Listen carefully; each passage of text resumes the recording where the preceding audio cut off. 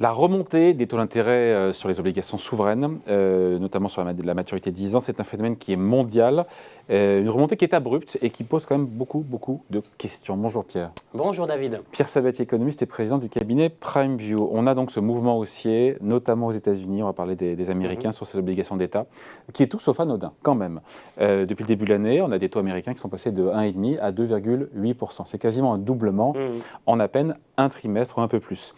Ce qui veut dire une sacrée correction en termes de valorisation. C'est quasi un crack obligataire, oui. Pour les marchés obligataires. Et de 80%, 2,8% sur le 10 ans américain, c'est le niveau que voyaient beaucoup d'experts pour la fin d'année. On a fait à peine plus qu'un trimestre. Donc tout ça remonte quand même beaucoup plus vite que ce qu'on avait imaginé, même si je sais que rien ne vous surprend. Si. Alors là, pour le coup, si. Non, Pierre est surpris. Non, c'est pas qu'on est surpris, c'est qu'on est inquiet. Et ça, c'est plutôt rare, pour le coup, parce que... on a quand même, et je crois que on ne se rend pas bien compte quand même du degré de sensibilité de nos économies au taux. On est dans un monde dans lequel le levier de la dette a été utilisé à plein, alors à juste titre parfois, voilà, mauvais escient parfois, mais en tout cas ça c'est un fait. Le stock de dette qu'on a accumulé jusque-là est absolument colossal. Public, privé, alors privé c'est pas le cas partout. Donc privé c'est vrai pour les entreprises américaines, c'est moins vrai pour les ménages qui n'ont pas réatteint en fait, ils sont plutôt désendettés par rapport au scénario 2007-2008, ce qui n'est pas du tout le cas d'ailleurs en aparté des Français. Français pour le coup c'est open bar sur tout. Ce sont les Américains d'il y a 15 ans. Mais c'est pas faux, et d'ailleurs juste avant de rentrer dans le sujet, quand même il faut avoir en tête cela parce que souvent lorsqu'on regarde les choses, on est marqué par son passé, par nos convictions passées. Et ce qui était vrai au début des années 2000, à savoir que les Français étaient plutôt vertueux, les ménages français en termes d'endettement, très vertueux par rapport au reste du monde. L'été déjà plus, et encore plus par rapport aux Américains qui étaient en avance de cycle. En 2007-2008, on était grosso modo dans la norme, mais aujourd'hui où beaucoup de pays se sont désendettés, ont désendetté en fait leurs ménages, ont orchestré en fait ce désendettement, eh bien le seul grand pays qui a poursuivi son augmentation d'endettement privé, ça a été la France. Et donc aujourd'hui, clairement, on peut dire que la France fait partie des mauvais élèves sur ce plan. Donc tout ça pour dire qu'il faut remettre un peu l'église au milieu du village sur ce plan. Pourquoi ça nous inquiète ? Parce qu'on pourrait dire 2,8, ça reste des niveaux de 2,8% aux États-Unis, 1,2% en France, 0,8 en Allemagne, 2,3 en Italie. Ça reste des taux qui, dans un passé lointain, étaient tout à fait acceptables et raisonnables. Ont été considérés comme bas. Comme bas, on peut le dire. Mais là, aujourd'hui, c'est que la situation a progressivement changé. Donc, on a accumulé un stock de dette colossal d'un point de vue historique, par rapport au passé. Ce qui fait que la sensibilité à la hausse des taux est beaucoup plus importante. Et c'est la raison pour laquelle on est inquiet. 130 points de base, 150 points de base. En fonction des zones, on va dire 110 points de base de hausse, c'est-à-dire 1,1% de hausse en 2 mois, 3 mois en Allemagne. 1,2% en France, 1,5% en Italie, 1,3% aux États-Unis. Pour le coup, on n'est pas très loin du crack obligataire. Et on regarde encore une fois du stock de dette accumulé. On peut très vite avoir des effets d'entraînement négatifs, une espèce de boucle de rétroaction qui fait que les secteurs de la construction et de l'immobilier qui ont vraiment poussé nos économies dans le rebond. Un des secteurs vraiment qui a boosté partout, ça a été le secteur immobilier de la construction, quel que soit le pays qu'on a regardé. Évidemment, ça est alimenté par l'effondrement des taux d'intérêt et des conditions de financement formidablement attractives. Juste un chiffre pour les États-Unis. Cette traduction des taux souverains de 1,5% à 2,85% ce matin. Eh bien, vous savez combien ça a donné sur les taux hypothécaires d'ores et déjà aux États-Unis ? On était à 5 il y a encore une semaine. Voilà, pas tout à fait 5, mais on n'était pas loin de 5, alors qu'on était à 3, 3,5 il y a 3 mois. 3,5, c'est-à-dire quand vous allez acheter votre bien immobilier, vous payez, vous accédez au financement à 3,5, là à 5. Vous allez voir que les prix vont très très vite s'ajuster. Ça va en décourager plus d'un. Les prix. Donc en termes d'épargne, ça va être un vrai sujet et ça peut être intéressant en fait de l'aborder juste après. C'est quelles sont les conséquences de cela sur où est-ce qu'on va aller, et ça va être vraiment en fonction des réponses notamment des banques centrales, et ça va être un débat fantastique en fait dans les mois à venir. Là, il y a vraiment des écoles qui vont s'affronter. Mais donc le secteur, donc au niveau des prix d'immobilier, ça va ajuster, mais au niveau en fait de l'emploi généré par la construction, combien de boîtes, notamment en France d'ailleurs, se sont créées. C'est-à-dire quand on regarde la création des entreprises au cours des derniers trimestres, combien de boîtes se sont créées dans le secteur du BTP, de la construction, tout ça c'est quoi ? C'est de la rénovation, c'est de la construction, c'est donc grosso modo pas très loin d'être une fonction des taux d'intérêt. Et donc lorsque les taux remontent encore une fois en France, c'est très très très récent. Donc on ne l'a pas encore vu sur les conditions de financement. De chez nous, 0 à 1,2%, ce 1,2% de hausse, vous allez le retrouver sur les conditions de financement.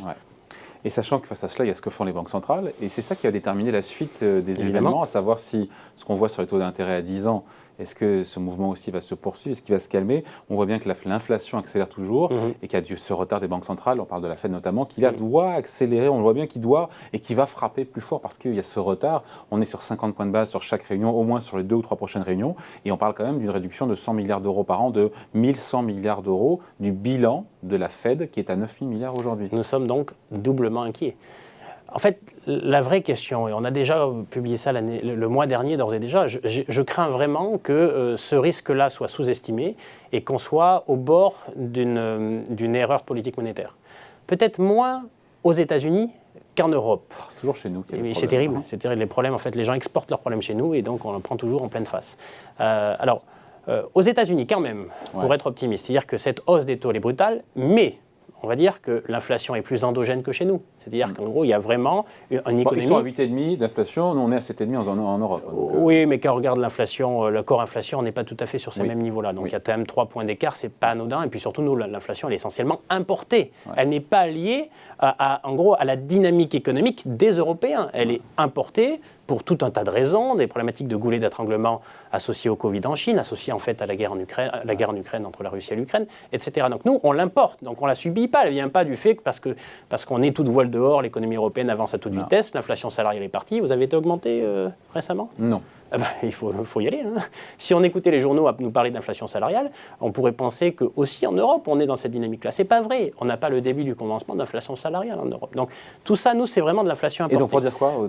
Pour dire qu'aux États-Unis, on est vraiment sur une économie qui, entre guillemets, avance assez vite. Donc elle sera relativement en capacité de supporter des taux s'ils se stabilisent autour des niveaux actuels. Ou monte un peu, mais des taux longs, je parle. Donc ça va aller à peu près. Qu'est-ce qui peut les faire monter, ces taux longs, cette brusque remontée des taux, si c'était qu'un début? Alors, 2 choses. Alors là, maintenant, donc ce qui peut les faire monter, c'est c'est une erreur politique monétaire et que la Fed vraiment utilise un ton qui devient de plus en plus explicite dans sa volonté de monter des taux directeurs. C'est un peu le cas quand même. Non, à 2. C'est pas très loin, c'est pas très loin. Donc c'est en cela où on est déjà pas très loin de l'erreur politique monétaire parce que du jour au lendemain, vous pouvez basculer dans une demande privée. Dans le cadre d'une demande privée qui va tout de suite disparaître et donc amener l'économie américaine en récession. Elle n'est quand même pas... Sauf que si l'économie américaine tombe en récession parce que la Fed en fait trop, que les taux d'intérêt remontent trop vite, ça fera retomber les taux à 10 ans américains. Exactement. Donc il y a un effet en fait rebond. Mais enfin, avant d'aller à zéro, vous passez déjà en fait à des niveaux de taux qui sont la récession, les dommages collatéraux avec les faillites associées. Mais tout ça pour dire tout de même qu'il y a un élément qu'il faut prendre en considération, c'est que la Réserve fédérale a quand même dit, c'est 2 choses, c'est que la situation des comptes américains est très très mauvaise. Et c'est un problème qui va... Alors les comptes, j'y viens. C'est-à-dire que premièrement, il faut savoir qu'aux États-Unis, on investit plus qu'on épargne. C'est-à-dire concrètement, la capacité qu'a l'économie américaine à générer de l'épargne pour financer ses investissements, pour s'auto-alimenter, est insuffisante. Donc il faut trouver du pognon. C'est pas nouveau, ça. Non, c'est pas nouveau. 2, la balance des comptes courants américains n'a jamais, en gros la balance commerciale, n'a jamais été aussi déficitaire qu'aujourd'hui. Donc il faut encore trouver de l'argent. 3, la balance des comptes publics, si elle était très excédentaire, elle permettrait en fait d'équilibrer l'équation. Aujourd'hui, les déficits publics américains, ils se réduisent, mais on va être au-dessus de 5%. Et si jamais il y a ralentissement de l'économie américaine, on sera entre 5 et 10, comme partout.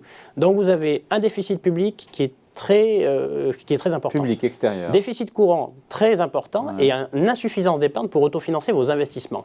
Qui c'est qui paye? Donc c'est soit la Réserve fédérale, en imprimant des billets de banque, c'est ce qui se passe jusqu'à maintenant, mais là, c'est non. Donc c'est qui? C'est l'épargne extérieure, c'est l'épargne internationale. Le risque du monde actuel, c'est que la politique aujourd'hui menée par les États-Unis, elle siphonne l'épargne internationale. Qui va être pénalisé par rapport à ça?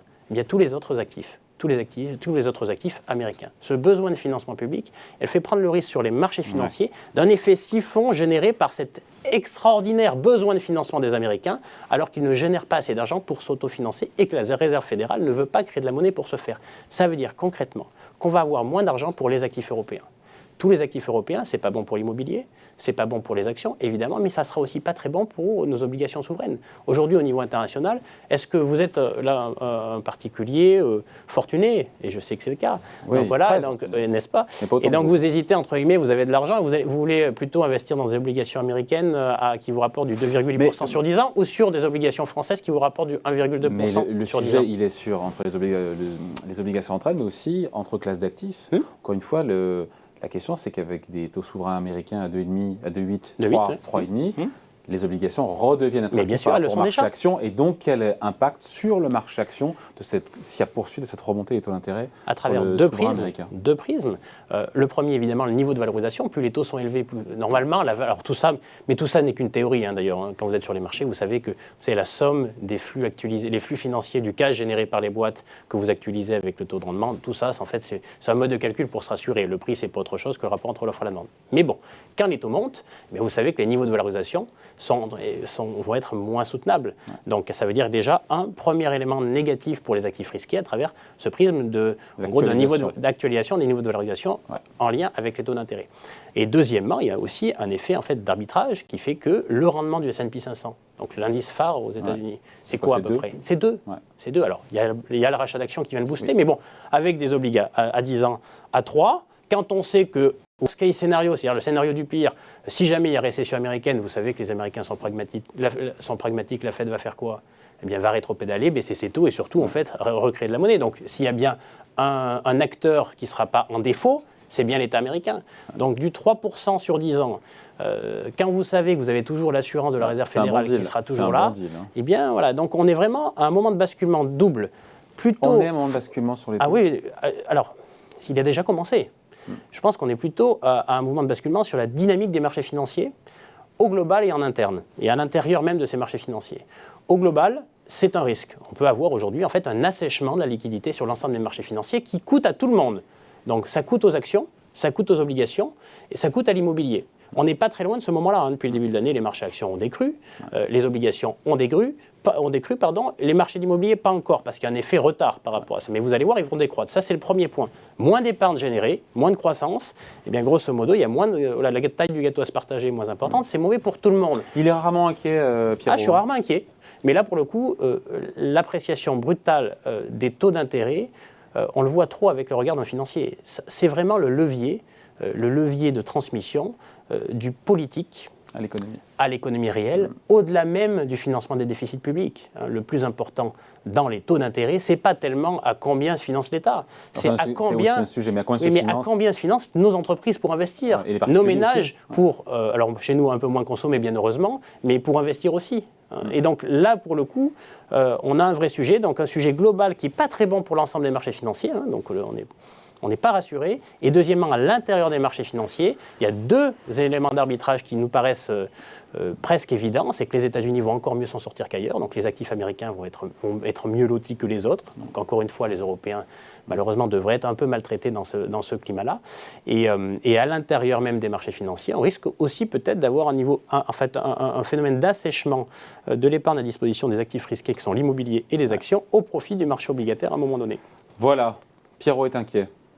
Ça arrive de temps en temps, mais il faut mieux le dire. Alors peut-être que le mois prochain, on le sera plus si les taux d'intérêt se sont calmés. Et qu'est-ce qui plaiderait en ce sens? Alors la Banque Centrale Européenne, compliqué à envisager au regard en fait, de l'élection française, la perspective de déficit public et du rigorisme de circonstances, notamment clamé par les Allemands, par la Banque Centrale Européenne, en disant « nous serons les garde-fous contre tout programme qui voudrait se dire, entre guillemets, populiste et donc trop déficitaire ». Mais la réalité, c'est que l'erreur politique monétaire la plus majeure qui pourrait arriver, c'est si la Banque Centrale Européenne ne comprend pas qu'il y a urgence à financer les déficits publics européens. Plus qu'à lutter contre l'inflation. Plus qu'à lutter contre l'inflation. Mais ce n'est pas le sentiment qu'elle donne non plus. Aujourd'hui, ce n'est clairement pas le cas. C'est pour ça que je redis que le risque principal, c'est l'erreur de politique monétaire, moins aux États-Unis qu'en Europe, où elle surestime en réalité la résilience de nos économies. Il y avait ce vieux proverbe, c'est notre monnaie, mais c'est leur problème, quand les Américains parlaient de leur. Ça serait bien que ça cesse, mais c'est encore le cas. Merci beaucoup. Explication de point de vue signé Pierre Sabatier pour le cabinet PrimeView. Merci. Merci David.